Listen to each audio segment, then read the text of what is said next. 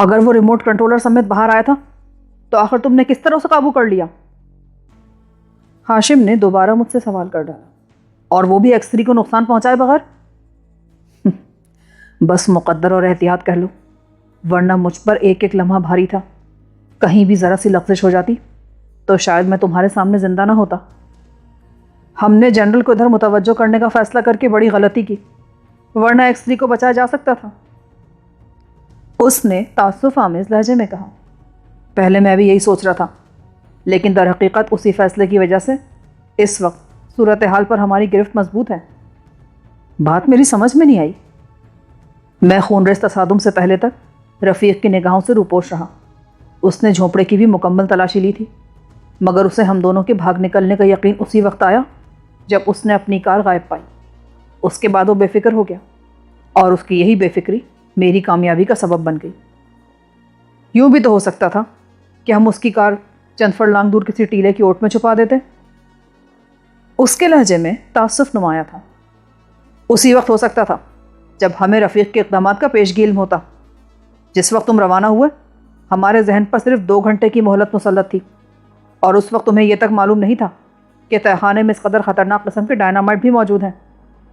تم ٹھیک کہہ رہے ہو، بعض اوقات میں بلا سوچے سمجھے اپنے قیاسات کا اظہار کرتا ہی چلا جاتا ہوں۔ وہ پانچوں ایکس 3 میں سے مٹیالے رنگ کی 3 ترپالیں لے کر آئے تو میرے ساتھی ہاشم بھی خوش ہو گیا۔ اس طرف 2-2.5 فرلانگ دور چلے جاؤ، میں نے جنوب کی سمت میں اشارہ کر کے ان 5 سے کہا۔ پر ادھر ہی کیوں؟ ان کے بڑھ جانے پر ہاشم نے سوال کیا۔ اگر میرا اندازہ درست ہے تو حملہ آور شمال سے آئیں گے۔ تمہارا اندازہ قابل رشک ہے۔ ہم اس وقت قاہرہ کے ٹھیک جنوب میں ہیں، ادھر ہم نسبتاً محفوظ رہیں گے۔ اس کا کیا کیا جائے؟ میں نے رفیق کی سانسوں کی بے ترتیب آمد و رفت محسوس کرتے ہوئے سوال کیا۔ پڑا رہنے دو، تہخانے میں اتنا بارود ہے کہ وہ وسیع علاقے کو برباد کرے گا۔ اس نے میرا کام سہل کر دیا۔ اس کی لاش بھی یہیں پڑی رہنے دو۔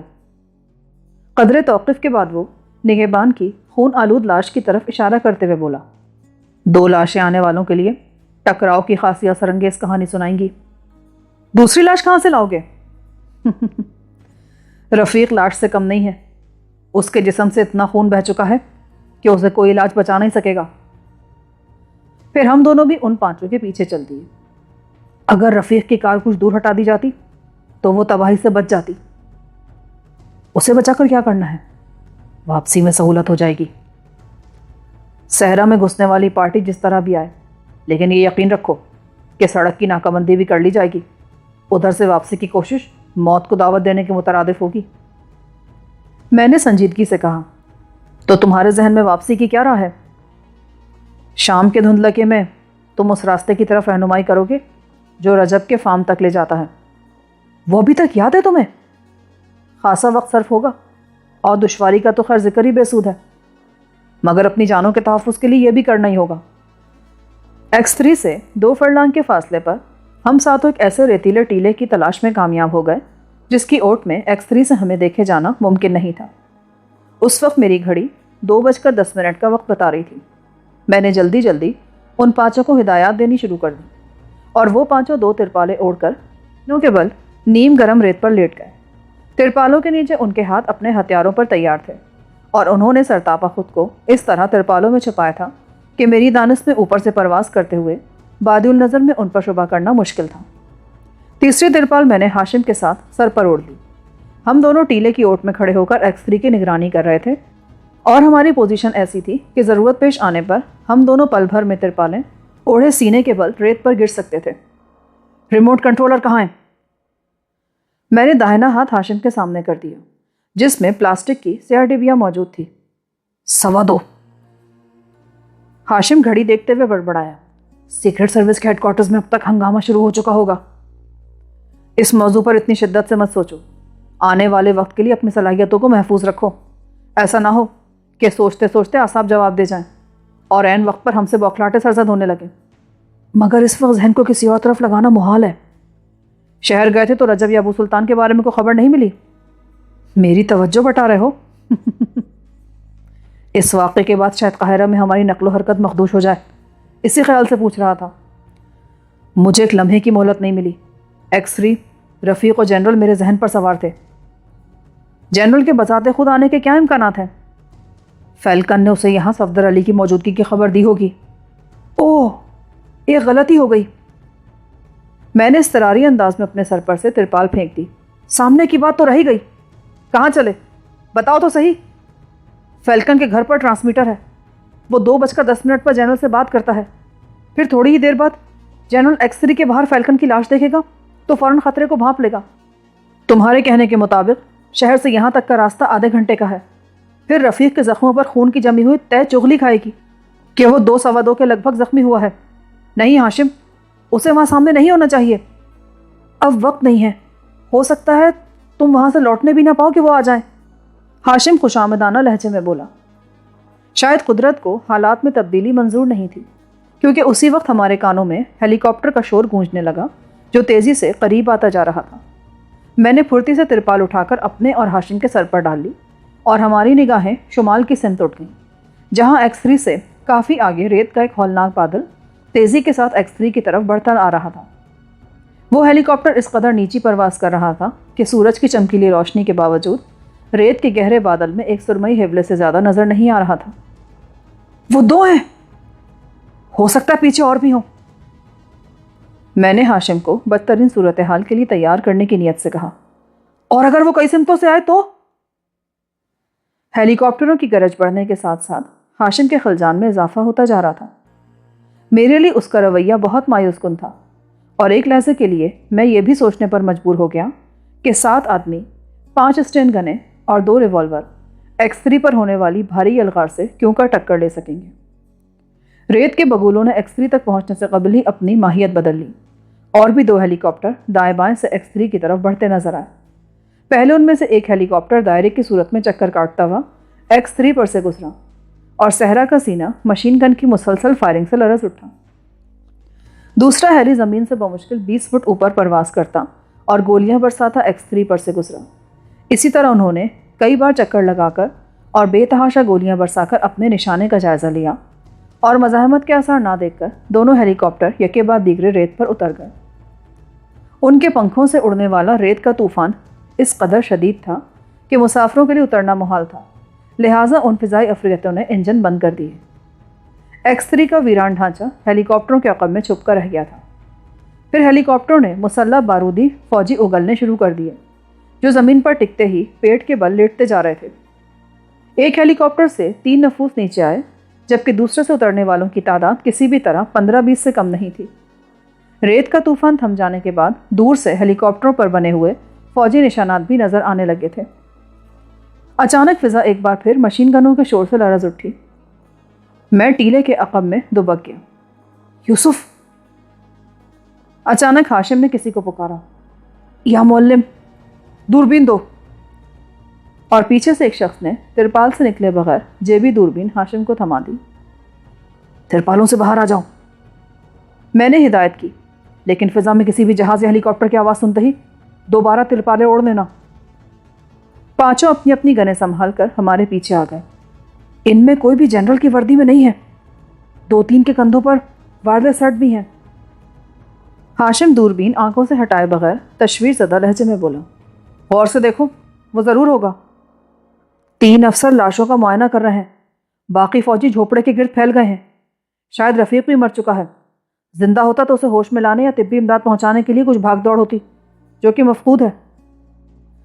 تھوڑے سے وقفے کے بعد ایک بار پھر متعدد سب مشین گنیں چلنے لگیں۔ محض پھوس کے بنے ہوئے ایک جھونپڑے میں داخل ہونے کے لیے ان کی احتیاطی تدابیر میرے لیے حیرتناک تھیں، جبکہ آثار کے مطابق وہ سبھی فوجی نظر آ رہے تھے۔ لو، وہ تو جھونپڑا گرا رہے ہیں، بے اختیار ہاشم کے منہ سے نکلا، اور میں نے اس کے ہاتھ سے دوربین جھپٹ لی۔ ان کی حرکتیں مضحکہ خیز تھیں۔ ان کے 3 افسر الگ پہچانے جا سکتے تھے، جو شاید دور کھڑے ہدایات دے رہے تھے، اور بقیہ فوجی اس طرح ڈر ڈر کر پھوس کی چٹائیاں توڑ رہے تھے جیسے کسی بھی تنکے میں سے اچانک کسی کے نکل پڑنے کا امکان ہو۔ ان سب کے دماغوں پر تمہارا نام آصف کی طرح سوار ہے۔ شاید انہیں بتا دیا گیا ہے کہ یہ مہم کس کی گرفتاری کے لیے ترتیب دی گئی ہے۔ شاید یہ لوگ وائرلیس پر ملنے والی ہدایات پر عمل کر رہے ہیں۔ میں نے غور سے جائزہ لیا۔ اس وقت وہ سب ایکس-3 کے ہولناک آتش فشاں کی زد میں تھے۔ البتہ دونوں ہیلی کاپٹروں کے بارے میں کچھ کہنا دشوار تھا۔ اچانک فضا میں ایک مانوس سی گونج سنائی دی۔ وہ پانچوں فوراً ترپالیں اڑ کر ریت پر لیٹ گئے۔ ہاشم نے بھی ترپال سر پر گھسیٹ لی۔ شمال کی جانب سے ایک تیسرا ہیلی کاپٹر ریت کے بگولے اڑاتا X3 کی طرف بڑھتا چلا آ رہا تھا۔ تیسرے ہیلی کاپٹر نے مجھے تشویش میں مبتلا کر دیا۔ اس وقت نیم مسمار X3 کے گرد کم از کم 18 فوجی موجود تھے، اور اگر ان میں مزید 12-15 افراد شامل ہو جاتے تو شاید وہ لوگ اپنا دائرہ کار دور تک پھیلا دیتے۔ تیسرا ہیلی کاپٹر دائیں بائیں پہلو سے آنے کے بجائے سیدھا X3 کی طرف آیا۔ اس کی زمین سے بلندی خطرناک حد تک کم تھی۔ پھر جو ہی ہیلی کاپٹر سے پیدا ہونے والے ہوا کے جھکڑوں نے X3 کے رہے سہے ڈھانچے کو اپنی زد میں لیا، میں نے ریموٹ کنٹرولر کا بٹن دبا دیا۔ کان پھاڑ دینے والا پہلا دھماکہ میری توقعات سے کہیں زیادہ شدید تھا۔ آگ، سیاہ دھوئیں اور ملبے کا ایک مینار X3 سے آسمان کی طرف اٹھتا چلا گیا۔ تیسرا ہیلی کاپٹر سیدھا اسی طرف چلا آ رہا تھا۔ اسے اپنا رخ تبدیل کرنے کی مہلت بھی نہ مل سکی اور بارودی ملبے کی زد میں آ کر اس ہیلی کاپٹر کے فضا میں پر خچے اڑ گئے۔ اس کے بعد دھماکوں کا ایک لامتناہی سلسلہ شروع ہو گیا۔ صحرا کا سینہ آندھی کی زد میں آئے ہوئے کسی خزاں رسیدہ پتے کی طرح لرز رہا تھا۔ یوں محسوس ہو رہا تھا جیسے صحرا کے اس حصے میں کوئی آتش فشاں یک پہ یک پوری طاقت سے جاگ اٹھا ہو۔ میں نے اپنی ترپال ایک طرف اچھال دی۔ ہاشم کا چہرہ تاریک پڑا ہوا تھا اور وہ پھٹی پھٹی نگاہوں سے جلتے ہوئے اس سیاہ ستون کو دیکھ رہا تھا جس کی بنیاد X3 کی راکھ سے اٹھی تھی۔ سب ختم ہو گیا، میں نے ہاشم کے کان کے نیچے چیخ کر کہا، مگر اس کے چہرے کے تاثرات جوں کے تو رہے۔ یوں معلوم ہو رہا تھا جیسے وہ اپنی سماعت کھو چکا ہو۔ میں نے اسے جھنجھوڑا تو وہ ہڑبڑا گیا اور ہذیانی انداز میں بڑبڑایا، تم نے سب کو مار دیا، سب کو مار دیا، ان میں سے ایک بھی زندہ نہیں بچا ہوگا۔ اس کی آنکھوں میں غیر معمولی ویرانی جمی ہوئی تھی۔ میرے لیے یہ سمجھنا دشوار نہ ہوا کہ ذہنی صدمے کے باعث وہ وقتی طور پر معاف ہو چکا ہے۔ ایک آدمی ہاشم کو دیکھو، چار میرے ساتھ آؤ، جو سامنے آئے اسے بے دریغ گولی مار دینا، میں نے چیخ کر کہا۔ ٹھہرو، اچانک ہاشم چیخا، کسی زخمی پر تم میں سے کوئی ہتھیار نہیں اٹھائے گا۔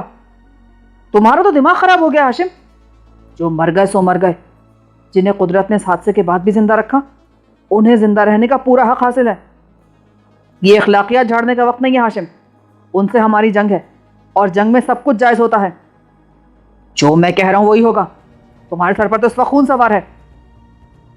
اس پر اپنی بات منوانے کا غیر معمولی جنون سوار تھا۔ ہاشم کے اندر کا آدمی ایک مرتبہ پھر میری راہ میں روڑے اٹکا رہا تھا۔ اس سے پہلے لیبیا میں بھی ہاشم نے ایک نازک موقع پر قانون شکنی میں میرا ساتھ دینے سے صاف انکار کر دیا تھا، اور اب نیل کی سرزمین پر اس ویران صحرا میں وہ پھر مجھ سے سرکشی پر آمادہ تھا۔ اور اگر بچنے والا جنرل فواد ہوا تو اسے میں خود گولی ماروں گا، وہ کتے کی موت مارے جانے کے قابل ہے۔ اگر وہ زندہ ہے تو اسے بھی تو قدرت نہیں بچایا ہے، ورنہ ہمارا سارا انتظام تو اسی کے لیے تھا۔ وہ کچھ نہ بولا، بس خاموشی سے مجھے گھورتا رہا۔ جنگ میں چہرے دیکھ کر گولی نہیں چلائی جاتی ہاشم، وقت ضائع مت کرو۔ دھوئیں کے یہ کثیف بادل اور ہولناک دھماکے اب تک دور دور کے لوگوں کو اس طرف متوجہ کر چکے ہوں گے۔ میں نے نرمی سے اس کا بازو تھام کر کہا، چلو۔ اس نے سر جھکا لیا، پھر ان پانچوں سے مخاطب ہو کر بولا، میرا ذہن اعتدال پر نہیں رہا، تم وہی کرو گے جو میرا بھائی کہے گا۔ دھماکوں کی شدت میں کمی ضرور آ گئی تھی، مگر ان کا سلسلہ موقوف نہیں ہوا تھا۔ اسٹین گنیں سینوں سے آ لگی اور ہم ساتوں ٹیلے کی اوٹ سے نکل کر X3 کے آتش بد اما ملبے کی طرف دوڑ پڑے۔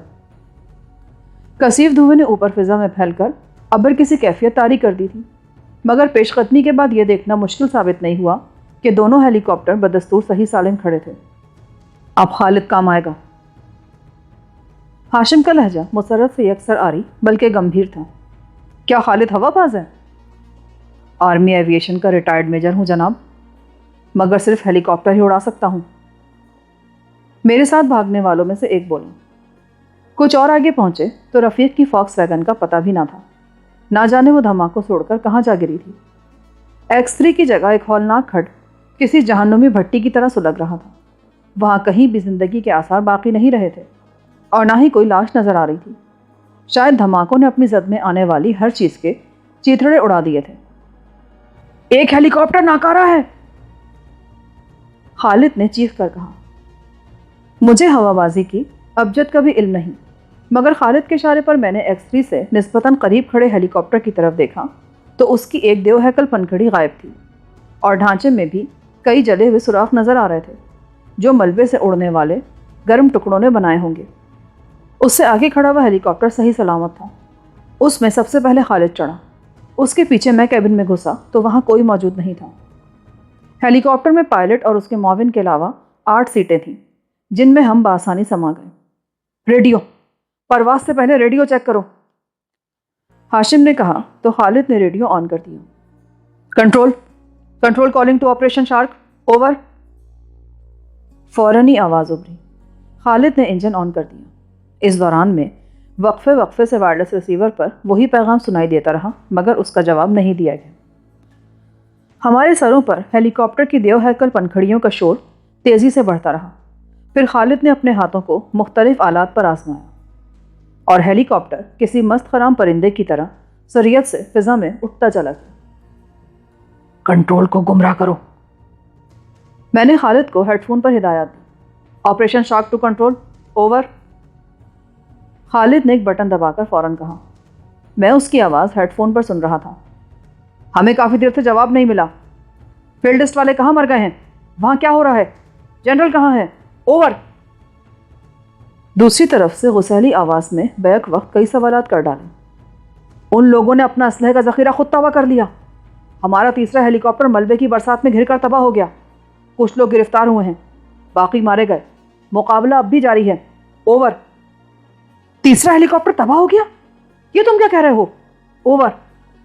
یس سر، فیلڈ وائرلیس والے بھی ہلاک یا زخمی ہو گئے۔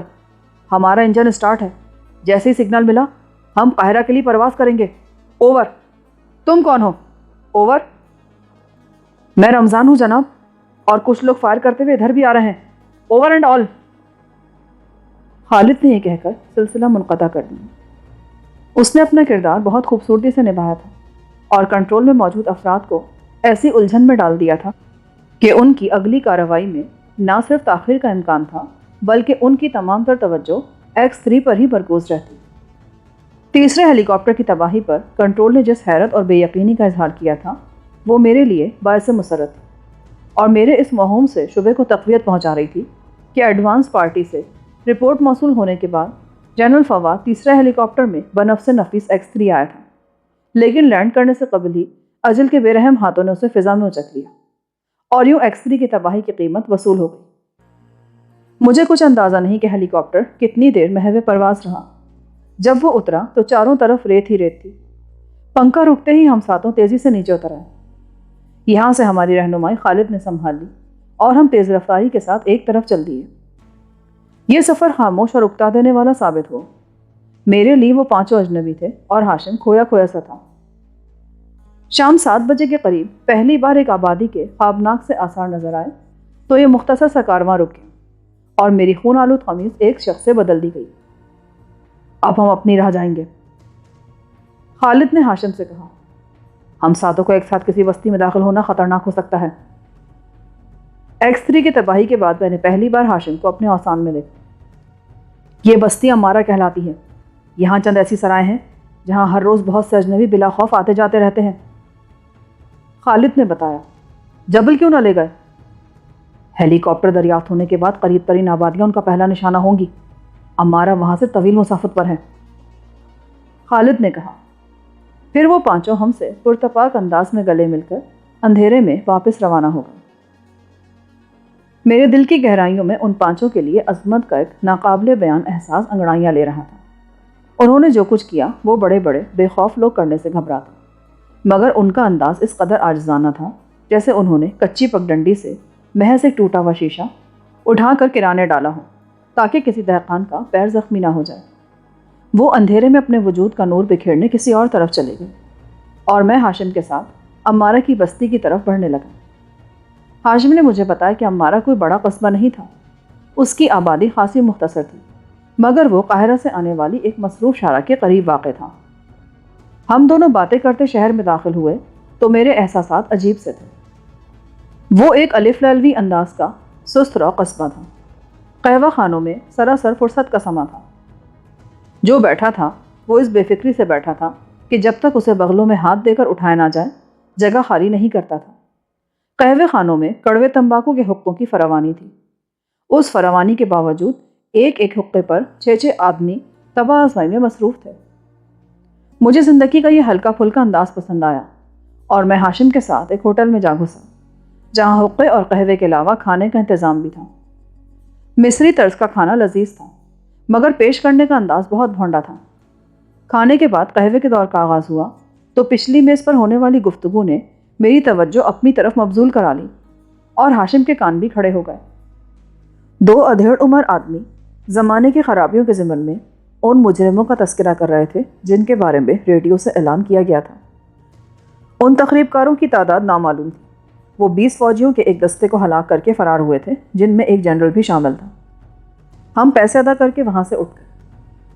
مجھے خوشی ہے کہ جنرل بھی ان میں شامل تھا مگر وہ وہاں کیسے آ گیا؟ راستے میں ایک جگہ سناٹا دیکھ کر ہاشم نے سرگوشیانہ لہجے میں پوچھا، پتہ نہیں تمہیں کیا ہو گیا تھا؟ یاد نہیں کہ کنٹرول سے بات کرنے والے نے تیسرے ہیلی کاپٹر کی تباہی پر کس قدر حیرت کا اظہار کیا تھا؟ تو کیا وہ اسی میں تھا؟ اگر مجھے بٹن دبانے میں ذرا بھی تاخیر ہو جاتی تو وہ X3 پر سے گزر جاتا اور اس کا بال بھی باقی نہ ہوتا۔ تو کیا تمہیں اس ہیلی کاپٹر پر شبہ تھا؟ وہم و گمان تک نہیں تھا، بس یہ خیال تھا کہ اگر ان کی نفری میں 10-12 کا اضافہ ہوگا تو وہ دور تک پھیل جائیں گے۔ یہ بھیانک منظر تمہیں ساری عمر نہیں بھول سکوں گا۔ میں نے اپنی آنکھوں سے انسانی اعضا گزوں اوپر اڑتے دیکھے تھے۔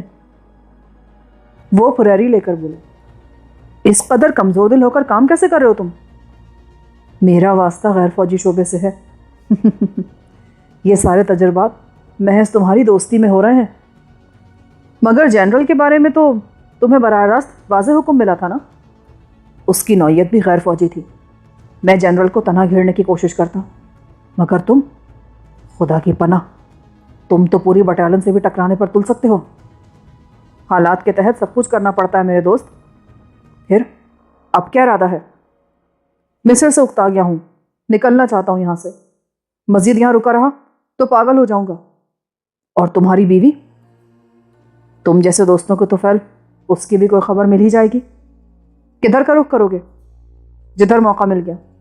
اب میں کچھ روز گمنام رہ کر زندگی گزارنا چاہتا ہوں۔ میں نے اکتائے ہوئے لہجے میں کہا، ہماری امداد کرتے کرتے بیزار ہو گئے ہو؟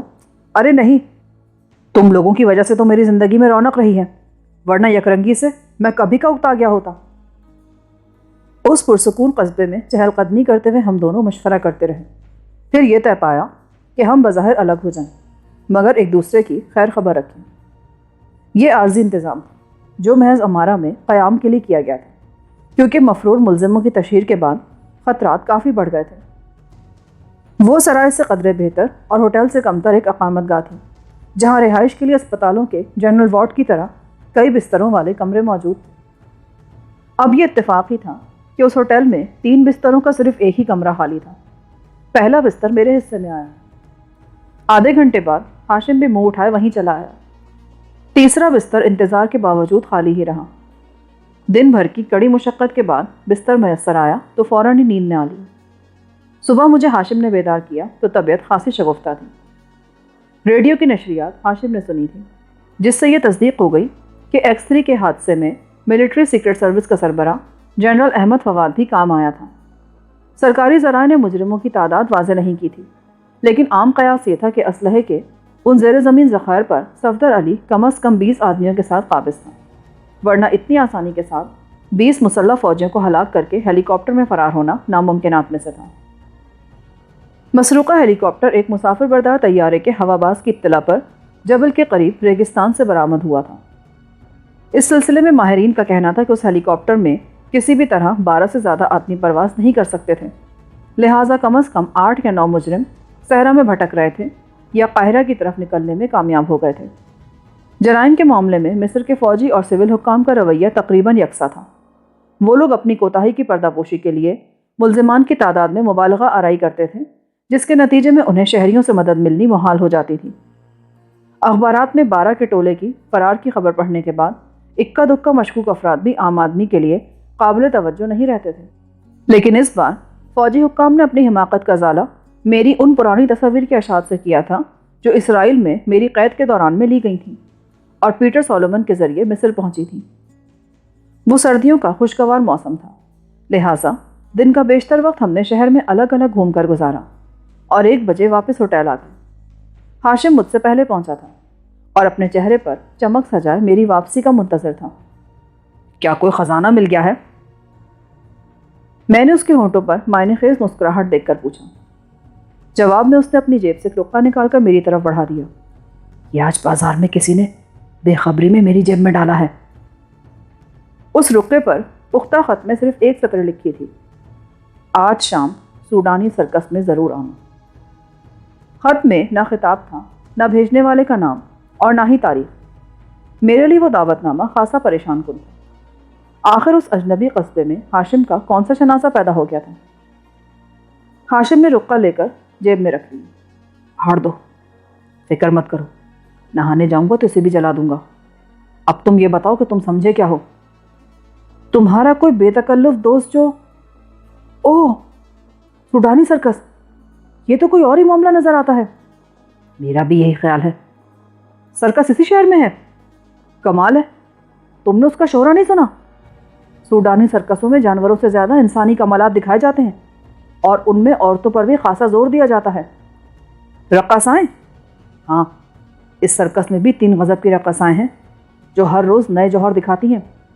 قصبے میں سوڈانی سرکس کے ٹکٹ بلیک ہو رہے ہیں، تو تم ضرور جاؤ، میں بھی وہیں پہنچوں گا۔ شو کس وقت شروع ہوتا ہے؟ اس نئے واقعے نے مجھ میں اثر نو حرارت سی دوڑا دی۔ میرے ساتھ ہی چلو نا۔ نہیں، یہ مناسب نہیں ہوگا، ہو سکتا ہے مجھے ساتھ دیکھ کر تمہارا نامعلوم دوست سامنے ہی نہ آئے۔ پھر یہی طے ہوا کہ شام والے شو میں ہم دونوں اپنے اپنے طور پر جائیں گے۔ مجھے دور رہ کر ہاشم کی نگرانی بھی کرنا تھی۔ کھانے کے بعد میرے لیے وہاں رکے رہنا دشوار ہو گیا اور میں ہاشم سے رخصت ہو کر بازار کی طرف چل دی۔ توجہ دینے پر مجھے امارہ کے کئی اہم مقامات پر سوڈانی سرکس کے بورڈ نظر آئے، جن میں 3 عرب رقاصاؤں کے نام جعلی حروف میں درج تھے۔ ایک جگہ ان تینوں کی برش سے بنی ہوئی تصاویر بھی آویزہ تھی، مگر میں کوشش کے باوجود کسی میں بھی سیتا کی مماثلت تلاش نہ کر سکا۔ شام تک آوارہ گردی کرنے کے بعد میں اتنا معلوم کرنے میں کامیاب ہو گیا کہ سوڈانی سرکس امارہ میں 3 روز پہلے آیا تھا اور پہلے ہی شو کے بعد اس کا پروگرام پورے قصبے میں مشہور ہو گیا تھا۔ وہ سرکس قاہرہ سے واپس ام الدرمان جا رہا تھا۔ سوڈان جاتے ہوئے ان کا راستے کے ہر قریے میں مختصر پڑاؤ کا پروگرام تھا اور وہ اگلے روز امارہ سے بھی روانہ ہونے والے تھے۔ ام الدرمان خرطوم کے مغرب میں ایک شہر تھا اور ان تمام کڑیوں کو یکجا کرنے کے بعد میرے ذہن میں ایک ہی بات آ رہی تھی کہ کسی نہ کسی طرح سیتا یا ابو سلطان کا اس سرکس سے گہرا تعلق تھا۔ سرکس 6 بجے شروع ہوتا تھا، مگر میں 5 بجے ہی پنڈال میں پہنچ گیا۔ وہاں ہر درجے کے ٹکٹ گھر کے سامنے اچھی خاصی دھینگا مشتی ہو رہی تھی۔ تماشائیوں میں ہر عمر کے مرد شامل تھے، لیکن عورت کا سایہ تک نظر نہیں آتا تھا۔ بھیڑ میں گھسنے کی کوشش میں 1-2 بار میرے شانے کے زخم پر ٹیز بھی لگی، مگر مجھے کھڑکی سے ٹکٹ نہ مل سکا۔ کھڑکی بند ہونے کے بعد ایک لڑکے سے میں نے دگنے داموں پر 3 درجے کا ٹکٹ لیا اور اندر داخل ہو کر آخری قطار میں ایک سیٹ سنبھال لی۔ پنڈال میں گراموفون پر تیز صحرائی موسیقی کے ریکارڈ بج رہے تھے اور بیشتر پرجوش تماشائی تالیوں اور ایڑیوں کی تال پر موسیقی کا ساتھ دینے کی ناکام کوشش کر رہے تھے۔ ٹھیک 6 بجے پنڈال کے پردے گرا دیے گئے، چاروں طرف دھندلکا سا چھا گیا۔ بس وسط میں بنے ہوئے رنگ میں رنگ برنگی روشنیوں کے ہالے رقص کر رہے تھے۔ شو کی ابتدا مسخروں کے کام سے ہوئی۔ ان میں ایک پستہ قامت لڑکا حقلہ بنا تھا اور دوسرا بارش شخص تھا۔ ان دونوں کے بازاری فقروں پر تماشائیوں میں خاصا جوش و خروش پیدا ہوا۔ اس کے بعد بندروں کے کرتب دکھائے گئے۔ اسی دوران میں ایک رقاصہ قد آدم رنگین دھجیاں اپنے شانوں کے سہارے بدن کے دونوں طرف لٹکا اسٹیج پر آئی اور موسیقی کی پہلی تال کے ساتھ ہی اس سرکس کی کامیابی کا راز سامنے آ گیا۔ اس کے بعد رنگ میں کیا ہوتا رہا مجھے کچھ علم نہیں۔ میری نگاہیں ہاشم کی تلاش میں چاروں طرف بھٹک رہی تھیں اور اس کا کہیں پتہ نہیں تھا۔ وہ لچر اور بےہودہ سرکس بلا کسی وقفے کے 8:30 بجے تک جاری رہا۔ 2-3 بار منتظمین مردار قسم کے جانور رنگ میں لائے، لیکن تماشائی صرف رقص دیکھنے پر مصر رہے، جس کے نتیجے میں جانوروں کے کرتب اور رقص ساتھ ساتھ چلتے رہے۔ 9 بجے میں سخت کوفت اور بیزاری کے عالم میں ہوٹل پہنچا تو ہاشم بھی وہاں موجود نہیں تھا۔ سرکس کے بعد ہوٹل سے بھی ہاشم کی غیر حاضری میرے لیے تشویشناک تھی، مگر یہ تشویش زیادہ دیر برقرار نہ رہ سکی اور ہاشم واپس لوٹ آیا۔ کہاں رہ گئے تھے؟ ہم بہت بر وقت امارہ پہنچے ہیں، کہیں اور نکل جاتے تو زندگی بھر قلق رہتا۔ کچھ بتاؤ گے بھی یا پہلے ہی بجھواتے رہو گے؟ اس سرکس میں ابو سلطان شامل ہے، اس نے آج دن میں مجھے بازار میں دیکھا تو خود ہی میری جیب میں رقہ ڈال دیا۔ اور تم اسے پہچان نہ سکے؟